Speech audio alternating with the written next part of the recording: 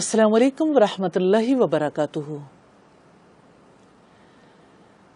اعوذ باللہ من الشیطان الرجیم، بسم اللہ الرحمن الرحیم۔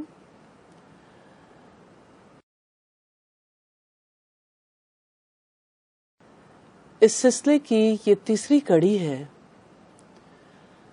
ہم بات کریں گے مجھے جینے دو کے حوالے سے۔ میں آج کی نشست کا آغاز ایک ایسے واقعے کے حوالے سے کرنا چاہتی ہوں جو مدینہ کی ریاست میں بڑی حساسیت پیدا کرنے کا سبب بن گیا۔ سیدنا سعد بن عبادہ نبی صلی اللہ علیہ وسلم کے پاس آئے اور انہوں نے آپ سے سوال کیا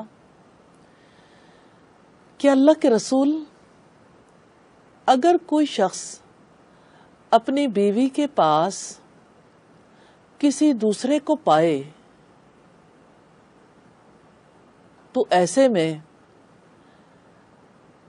اگر وہ کوئی بات اسے کہنا چاہے تو آپ کہنے کا حق نہیں دیتے، اگر وہ غصہ کرنا چاہے تو آپ اس کا بھی حق نہیں دیتے۔ ایسے میں وہ شخص کیا کرے؟ آپ صلی اللہ علیہ وسلم وحی کے نزول سے پہلے ایسی باتوں کا جواب دینے سے گریز کرتے تھے۔ ایک عجیب فضا تھی جو مدینہ کی بستی میں اس سوال کی وجہ سے پیدا ہو گئی تھی۔ اسی دوران آپ کے پاس ہلال بن امیہ تشریف لائے، بڑی غیرت والے تھے۔ انہوں نے کہا کہ میں رات جب عشاء کے وقت اپنے گھر واپس آیا تو میں نے اپنی بیوی کے پاس کسی اور شخص کو پایا اور میں نے انہیں اس حالت میں دیکھا ہے۔ میں نے اسے کچھ نہیں کہا، میں نے خاموشی سے رات گزاری ہے۔ میں نے انتظار کیا کہ صبح کے وقت میں آپ کے پاس آؤں، آپ سے دریافت کروں، کیونکہ میں جانتا ہوں کہ اگر میں غصہ کروں گا تو اسے قتل کر بیٹھوں گا اور اس کے بدلے میں قتل کر دیا جاؤں گا۔ اگر میں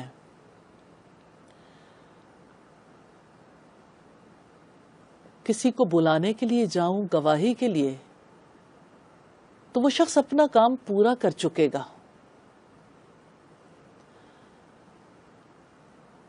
ایسے میں صبر کروں تو کیسے؟ لوگوں نے کہا کہ اب ہلال بن امیہ بچتے نہیں کہ رسول اللہ اسے کوڑے ماریں گے، کیونکہ اللہ تعالیٰ کی طرف سے یہ آیت اتر چکی تھی اور سیدنا سعد بن عبادہ بھی اس آیت کے بارے میں سوال کر چکے تھے کہ اللہ پاک نے یہ جو آیت نازل کی ہے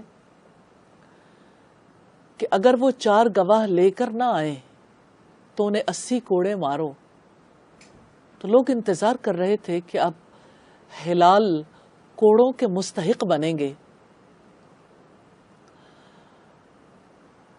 ہلال پر اعتماد تھے۔ انہوں نے ایک ہی بات کہی کہ مجھے امید ہے کہ اللہ تعالی میری پیٹھ ضرور بچا لیں گے۔ پھر اللہ تعالیٰ کی طرف سے وحی نازل ہوئی۔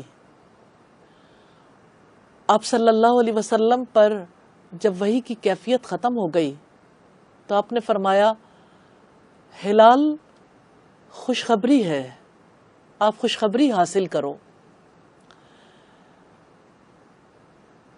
یہ آیت نازل ہوئی تھی، شوہر اور بیوی اگر ایک دوسرے کے بارے میں اعتماد نہ رکھیں، شوہر کو بیوی پر شک ہو جائے یا شوہر بیوی کو ایسے دیکھ لے تو اس معاملے کا فیصلہ کیسے کیا جائے؟ اللہ تعالیٰ نے یہ حکم نازل کیا سورہ النور میں کہ اگر وہ 4 گواہ نہ پائیں تو بدلے میں 4 گواہیاں دیں گے، اور 5ویں بار مرد یہ کہے گا کہ اگر میں اس معاملے میں جھوٹا ہوں تو مجھ پر اللہ تعالیٰ کی لعنت ہو۔ آپ صلی اللہ علیہ وسلم نے فرمایا، ہلال اس عورت کو بلوا لو۔ ہلال نے اپنی بیوی کو بلوا بھیجا، وہ چلی آئی۔ آپ صلی اللہ علیہ وسلم نے انہیں اللہ تعالیٰ کے عذاب سے ڈرایا اور کہا کہ دنیا کا عذاب آخرت کے عذاب سے بہت کم ہے۔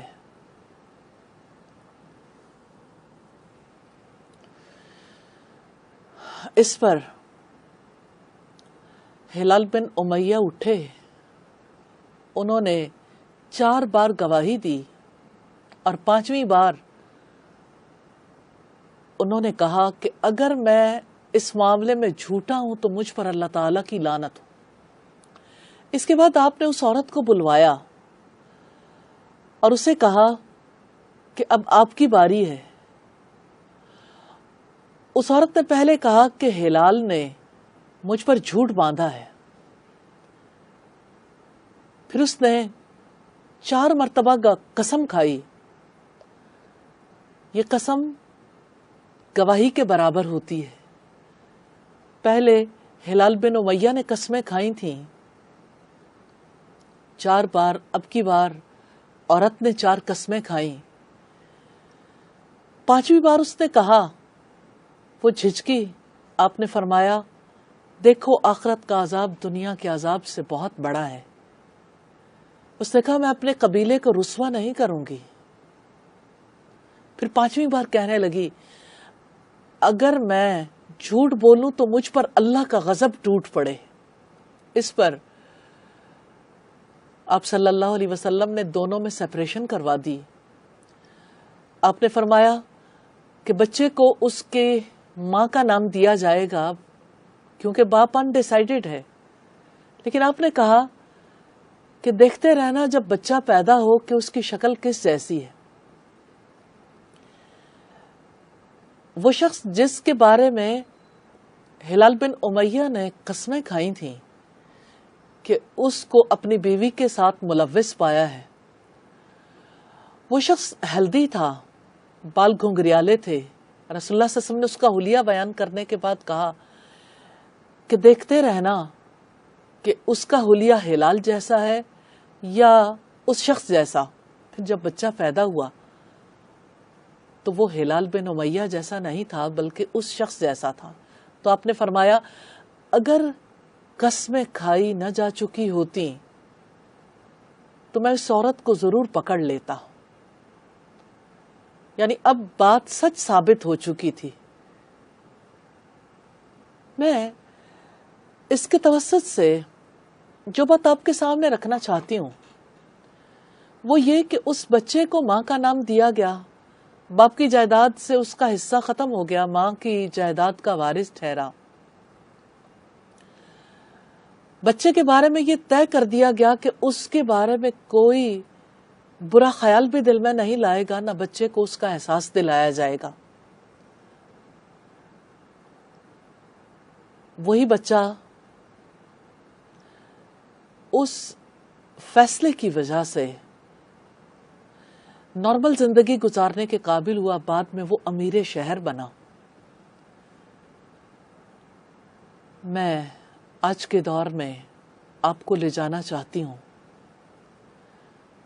جہاں غیرت کے نام پر قتل ہوتے ہیں، جہاں کاروکاری کی کبھی رسم ہے،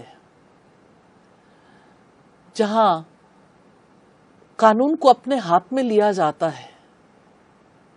میں توجہ دلانا چاہتی ہوں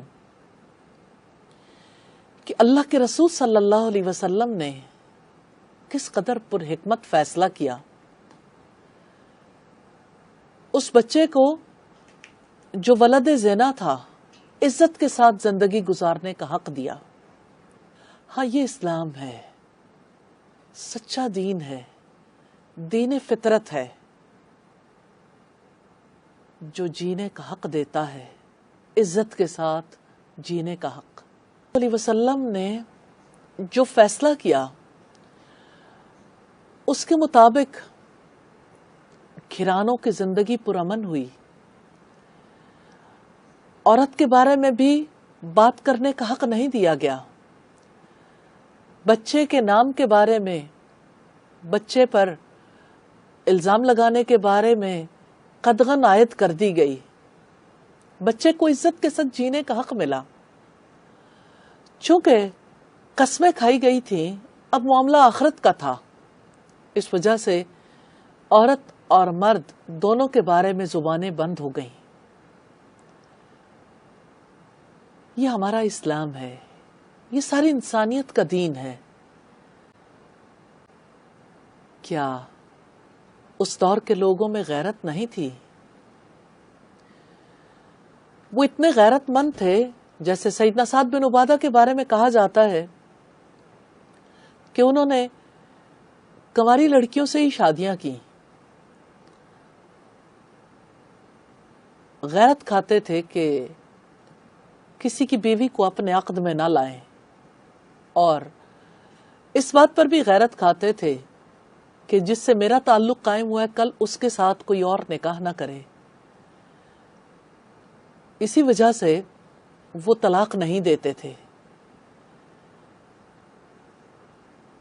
غیرت کے باوجود یہ کیسی تعلیم تھی جس تعلیم نے ایک لفظ نہیں کہنے دیا۔ ہلال بن امیہ کی وہ رات کیسی تھی جو رات رسول اللہ صلی اللہ علیہ وسلم سے بات کرنے سے پہلے گزاری۔ بیوی کو آنکھوں سے دیکھا ہے،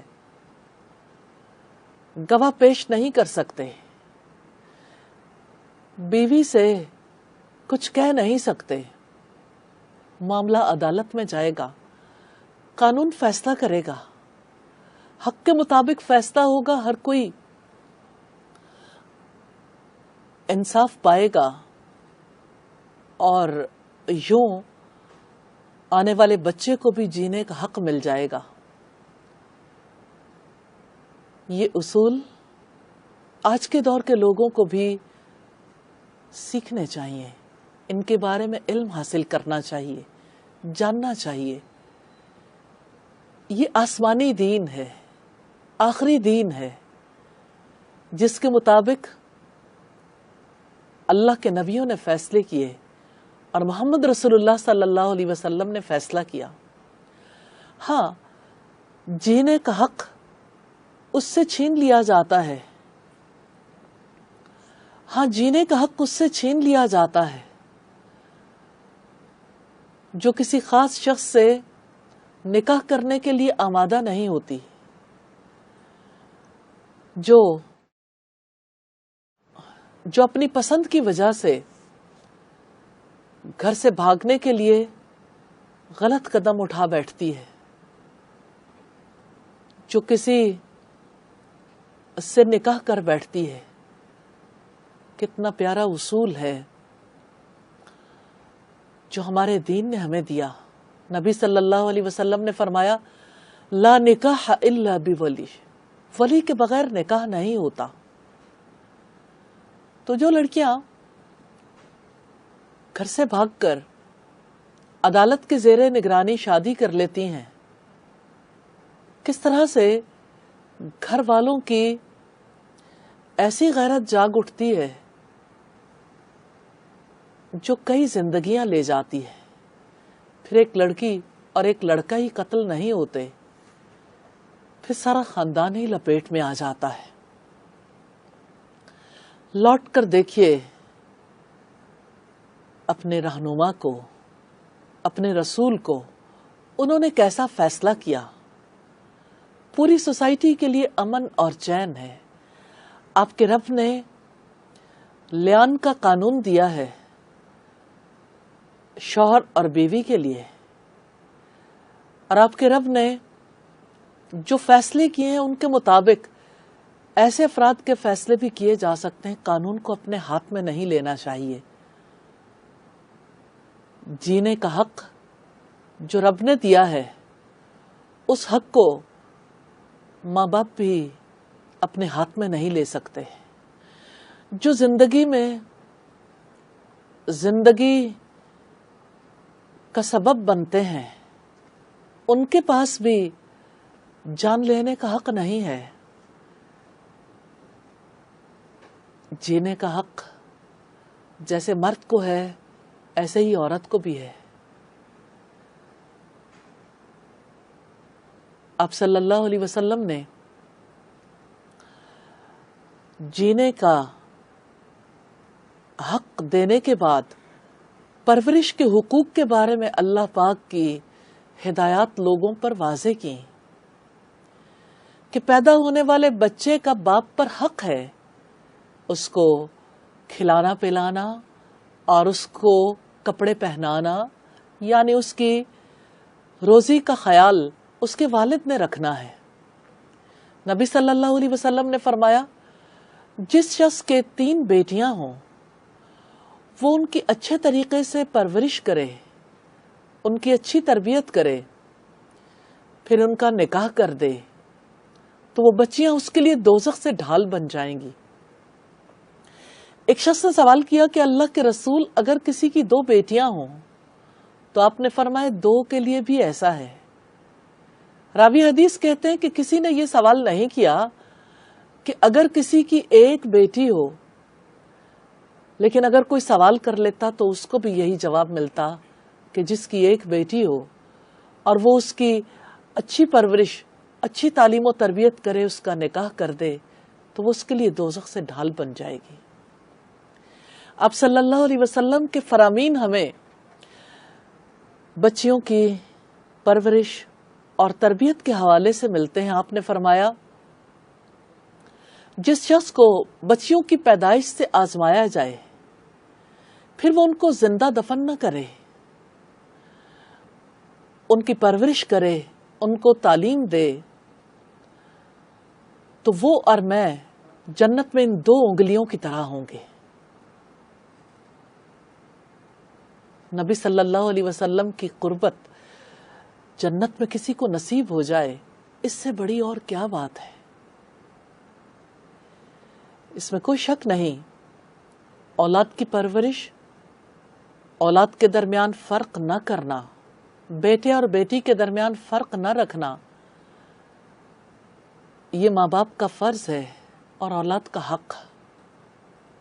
اس حق میں کہیں کمی نہ کیجیے گا. اس حق کے بارے میں حشر کے میدان میں پوچھ گچھ ہوگی. کسی ایک کے ساتھ کی جانے والی کمی کیسے پوری زندگی کو اپنی لپیٹ میں لے لیتی ہے، پھر کیسے معاشرے میں رد عمل ابھرتے ہیں اور اس رد عمل کی آگ کی لپیٹ میں پورا معاشرہ آ جاتا ہے. بیٹی رحمت ہے. کتنی بڑی تبدیلی اس دور میں آئی تھی. آپ صلی اللہ علیہ وسلم جس دور میں تشریف لائے بیٹیاں زندہ دفن ہوتی تھیں. پھر جب آپ صلی اللہ علیہ وسلم نے اسی بیٹی کو باعث رحمت قرار دیا تو کیسے ذہن بدل گئے، لوگوں کے دل کی دنیا بدل گئی، لوگوں کے طور اطوار بدل گئے. کیسی تبدیلی تھی جو اس سوسائٹی میں آئی. حضرت عمر نے اپنی بیوی سے کہا کہ جب سے آپ لوگ مدینہ میں آئی ہو آپ لوگوں کو بہت زبان لگ گئی ہے. تو انہوں نے کہا ٹھہریے، جلدی نہ کریں، اپنی بیٹی کے گھر جا کے دیکھیے، وہ سارا دن رسول اللہ سے روٹھی رہتی ہے. سیدنا عمر غصے میں سیدہ حفصہ کے پاس آئے اور ان سے دریافت کیا کہ کیا واقعی تم رسول اللہ سے روٹھی رہتی ہو؟ تو انہوں نے جواب دیا یہ ہمارا آپس کا معاملہ ہے، یہ ہے ہمارا دین. قدر و منزلت، عزت، اچھی تعلیم و تربیت کس مقام تک پہنچا دیتی ہے. یہ حق ہمارے رب نے، ہمارے رسول نے عورت کو دیا ہے. اپنا حق پہچانیے، اپنے حق کی حفاظت کیجیے. اور میں کہنا چاہتی ہوں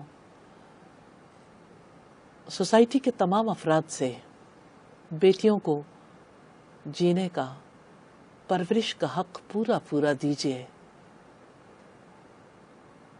آپ جہنم کی آگ سے بچ جائیں گے، جنت آپ کی منتظر ہوگی.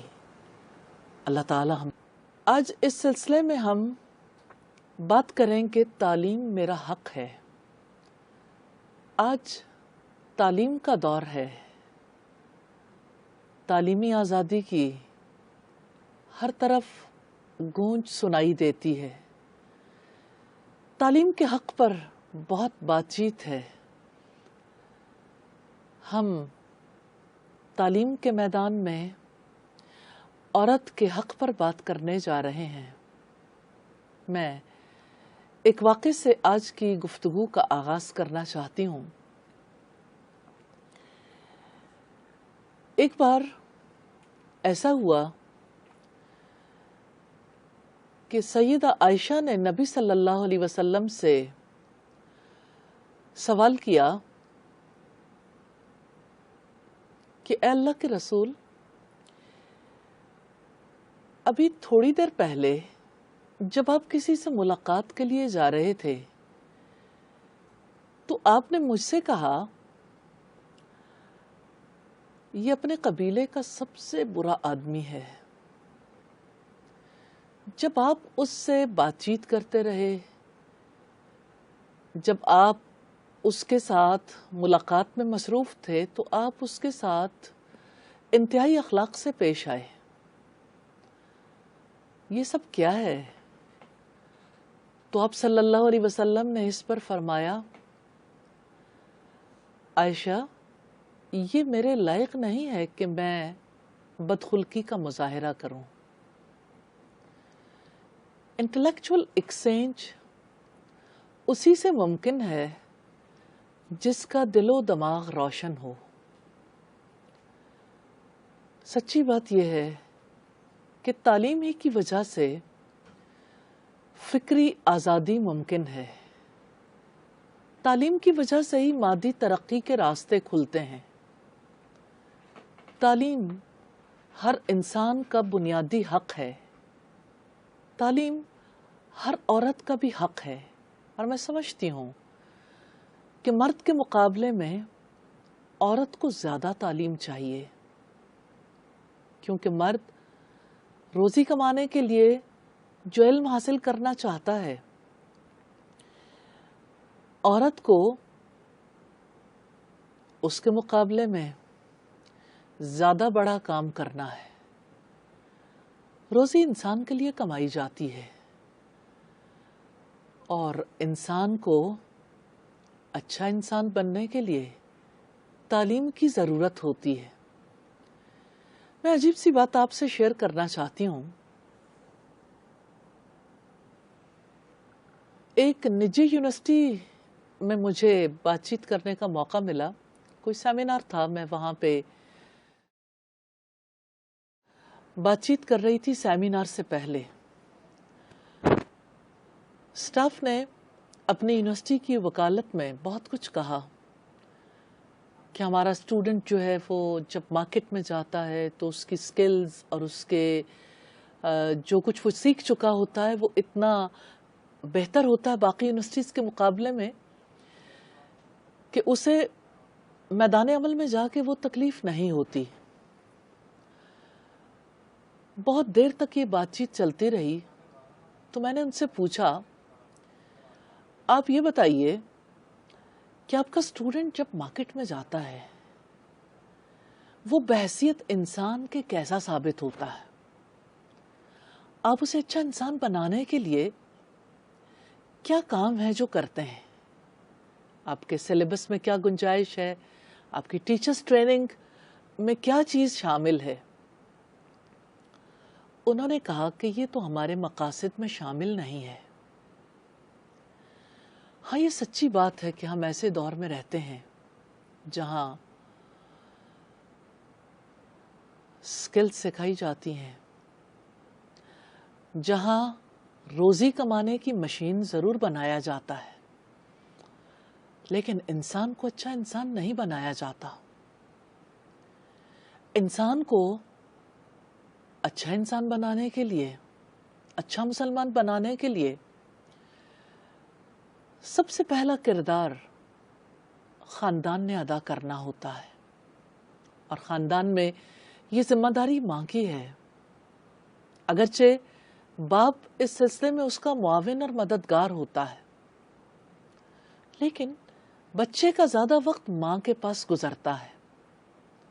اس اعتبار سے دیکھیے تو عورت کو تعلیم دینا زیادہ بڑی ذمہ داری بن جاتی ہے، کیونکہ عورت نے مرد کے مقابلے میں زیادہ بڑا کام کرنا ہے، انسان سازی کا کام۔ دوسری طرف اگر آپ دیکھیں تو یہ بھی ایک ریالٹی ہے کہ اسکول ایجوکیشن مردوں کے مقابلے میں عورت زیادہ بہتر دے سکتی ہے۔ عورت جب میدان عمل میں نکلتی ہے، اس بہت سے ایسے کام بھی کرتی ہے جو کام شاید اس کے مقابلے میں مرد زیادہ بہتر طور پر کر سکتے ہوں۔ دیکھیں، ایکسیپشنل کیسز تو ہر جگہ ہوتے ہیں، لیکن اوور آل اللہ پاک نے عورت کے اندر ایسی صلاحیت رکھی ہے کہ وہ انسان سازی کا کام زیادہ عمدہ انداز میں کر سکتی ہے۔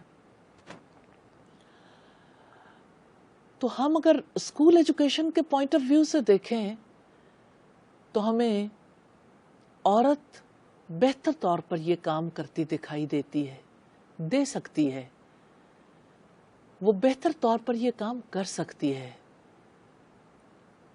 تو کردار سازی میں خاندان کے بعد دوسرا بڑا ادارہ جو کام کرتا ہے وہ تعلیمی ادارہ ہے، اسکول، کالج، یونیورسٹی۔ ظاہر ہے اپنے اپنے مقام پر ہر ایک کو یہ کردار تو ادا کرنا ہے۔ تو اسکول ایجوکیشن کے لیے بھی عورت کو بہتر تعلیم دینے کی زیادہ ضرورت ہے۔ تیسری طرف اگر ہم دیکھیں تو معاشرے میں بہتر کردار ادا کرنے کے لیے، معاشرے کی بہتری کے لیے، معاشرے کی روحانی، شعوری، فکری ترقی کے لیے مرد تو کام کی مشین بن گیا، اگرچہ اب تو عورت بھی کام کی مشین بن گئی ہے، بلکہ مرد کے مقابلے میں وہ باہر بھی گھر بھی زیادہ کام انجام دیتی ہے۔ لیکن سوسائٹی میں ہر طرح کے افراد پائے جاتے ہیں، تو معاشروں کی ترقی کے لیے بھی عورت کا کردار اپنی جگہ بہت زیادہ ضروری ہے۔ میں سوچتی ہوں وہ انٹلیکچول ایکسچینج جو تعلیم کی وجہ سے ممکن ہو سکتا ہے، آج ہماری سوسائٹی میں وہ ایکسچینج کیوں نہیں ہوتا؟ ذرا لمحے بھر کو غور تو کیجئے، ہمارے گھروں میں آپس کی بات چیت کا دائرہ کار کیا ہے؟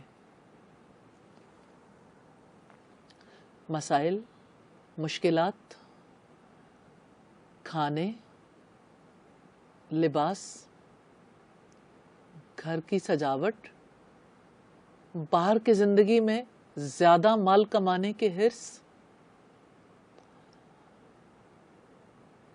اچھے انسان کہاں ہیں؟ اب اچھے انسان کیوں نہیں جنم لیتے؟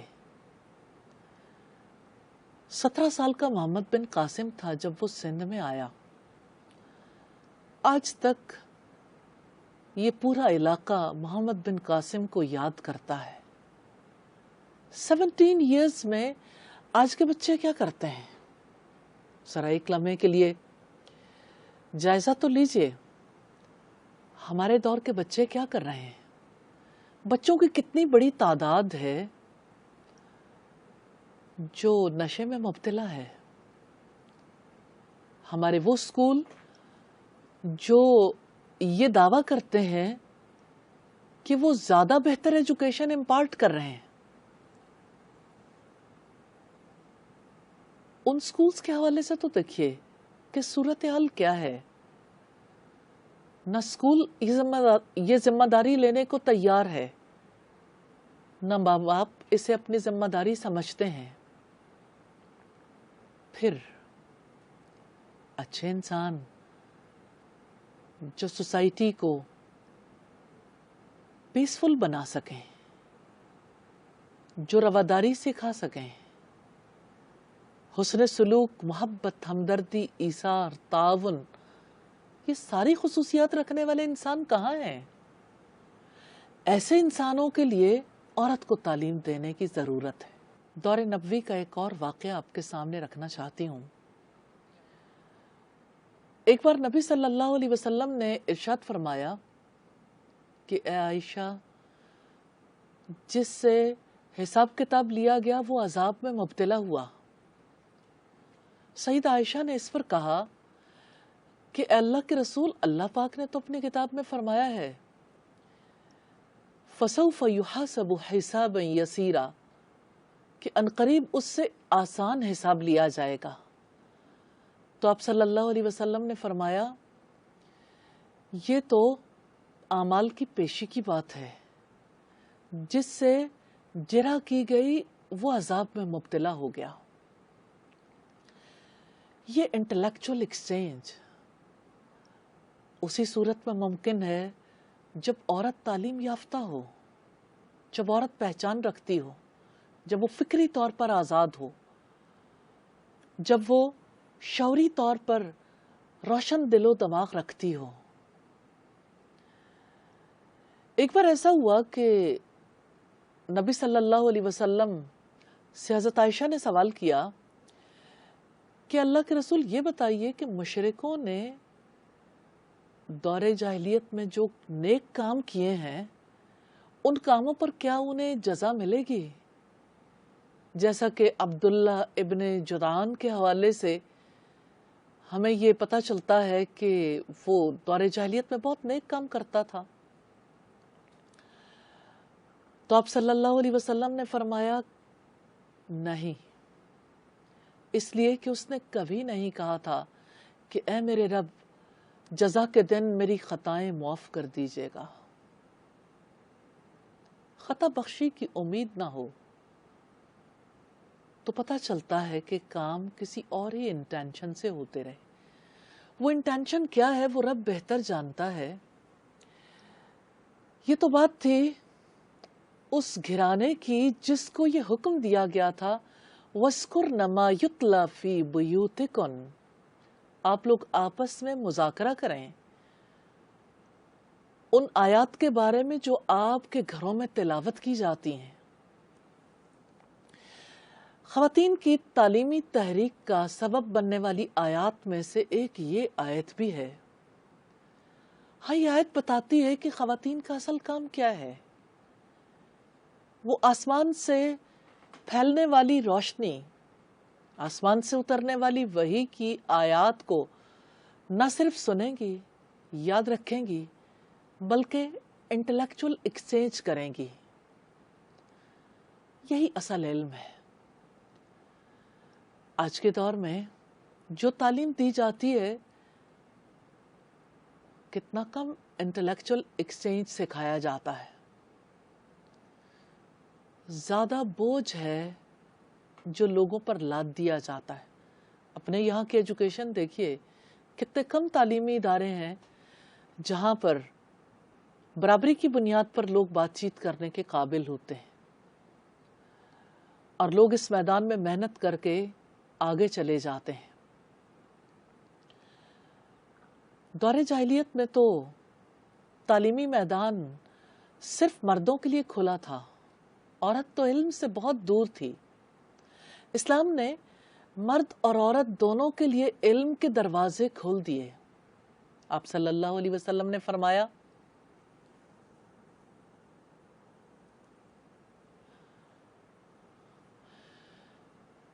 آپ صلی اللہ علیہ وسلم نے فرمایا جس کی 3 بیٹیاں ہوں وہ ان کی اچھی پرورش کرے، ان کی اچھی تعلیم و تربیت کرے، پھر ان کا نکاح کر دے،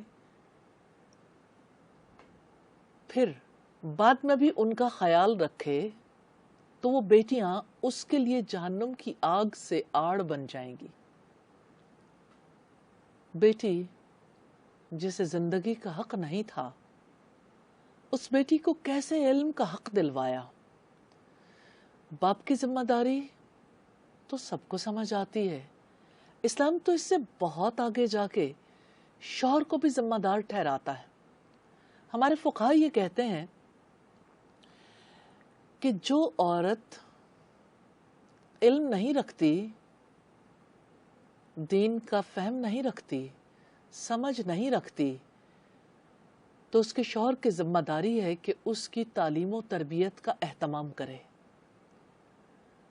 اس کے لیے اسے ذاتی طور پر ایک مقام سے دوسرے مقام تک پہنچانے کا بھی انتظام کرنا چاہیے، اس کی تعلیم کے اخراجات بھی اٹھانے چاہیے، اور اس سلسلے میں اپنی جانب سے بھرپور تعاون کرنا چاہیے۔ سوال یہ پیدا ہوتا ہے کیوں ایک مرد اپنے بچوں کی تعلیم کی ذمہ داری تو اٹھائے گا، اب بچوں کی ماں کا بھی بوجھ وہ اٹھائے؟ یہ اسلام ہے جس نے تعلیم کا حق دیا ہے۔ یہی تعلیم تو ہے جو ایک ماں کی ضرورت ہے، کیونکہ ماں نے اپنے بچوں کو اچھا انسان بنانے کے لیے وقت دینا ہے، ان کی کردار سازی کرنی ہے۔ اگر عورت تعلیم یافتہ نہیں ہوگی تو بچے اچھے انسان بننے سے محروم رہ جائیں گے۔ اس اعتبار سے ہم دیکھتے ہیں کہ عورت کو تعلیم دینا زیادہ ضروری ہے بنسبت مرد کو تعلیم دینے کے۔ ہاں، میں یہاں پہ ایک بات اور واضح کرنا چاہتی ہوں، ہمارے یہاں تعلیم سے مراد ایسی تعلیم ہے جس کی وجہ سے کوئی روزی کمانے کے قابل ہو جائے، حالانکہ تعلیم کا اصل مقصد اچھا انسان بنانا ہونا چاہیے۔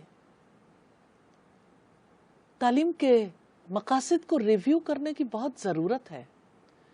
سوسائٹی میں جتنا وائلنس ہو گیا، ٹالرنس ختم ہو گئی، لوگ ایک دوسرے کے بارے میں پازیٹیو اپروچ نہیں رکھتے، انسانوں سے زیادہ جانوروں سے محبت ہو گئی، انسانوں کے ساتھ ہمدردی، انسانوں کے ساتھ تعاون کا سلسلہ ختم ہو گیا۔ عورت کو تعلیم دیجیے تاکہ اچھے انسانوں کا معاشرہ وجود میں آ سکے۔ اچھا انسان ہی اس دنیا کی سب سے بڑی ضرورت ہے۔ نبی صلی اللہ علیہ وسلم نے کیسا انقلاب برپا کیا تھا۔ آج جب ہم دیکھتے ہیں کہ آپ صلی اللہ علیہ وسلم نے اپنے گھر کی خواتین کے لیے کتنا وقت نکالا، اور آج ہم اس علمی ورثے کے حوالے سے دیکھتے ہیں وہ کن کے توسط سے پہنچا، تو حدیث کی روایت کرنے والوں کے پہلے درجے میں حضرت عائشہ صدیقہ آتی ہیں۔ سیدہ عائشہ صرف اتنا نہیں ہے کہ مردوں کے شانہ بشانہ کھڑی ہیں، بلکہ سیدہ عائشہ کا فہم، ان کی حکمت اس قدر زیادہ تھی کہ مرد بھی ان معاملات میں ان سے مشورہ لینے کے لیے آتے تھے جن معاملات میں وہ آپس کے انٹلیکچول ایکسچینج کے بعد ناکام ہو جاتے تھے۔